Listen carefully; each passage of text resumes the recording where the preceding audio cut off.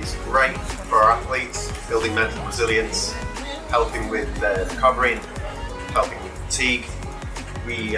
All of our athletes enjoy getting ice baths and benefiting from cold and ice exposure. It's going to be a great addition to all of our medical and recovery provision that we supply for Leicester Riders.